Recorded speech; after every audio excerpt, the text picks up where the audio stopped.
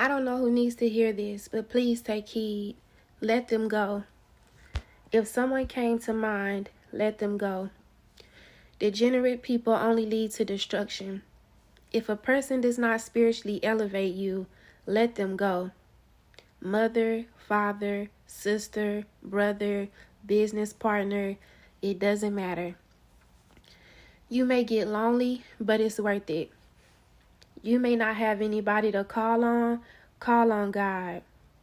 Because when you talk to these people, they don't have sound advice anyway. When you talk to them, they aren't adding to your life anyway. When you are around them, you feel like an outcast anyway. It's better to quote unquote hurt somebody's feelings than sacrifice your peace. It's not enough to believe in God. If they aren't serving Him, let them go. If they are still choosing to go their own way, let them go. If they still willingly participate in sin, especially sin that once had you bound, let them go.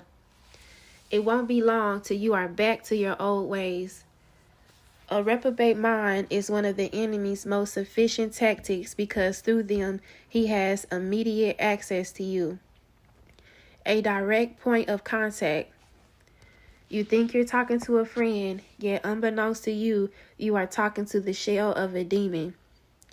You think you are venting to a confidant, and unbeknownst to you, you have just given Satan a blueprint on how to war against you. That's why your interaction with them is so draining. That's why when you hang up the phone, you regret even picking it up.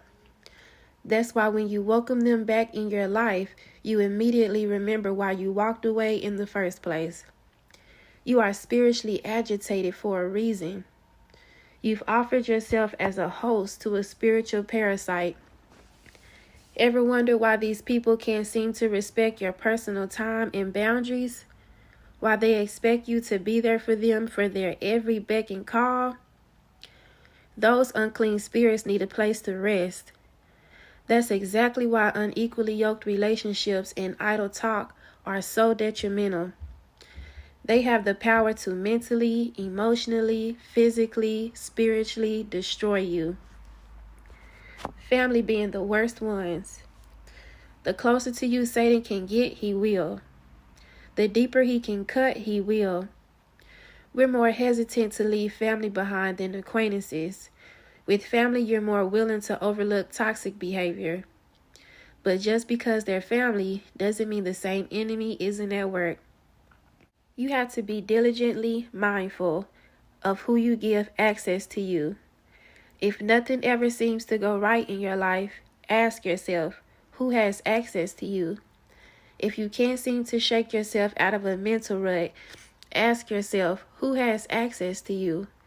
You will never live out your purpose to its full potential, nor receive all that God has for your life, living amongst the spiritually dead. Amongst others, toxic people bring the spirit of setback with them, the spirit of confusion, and the spirit of death.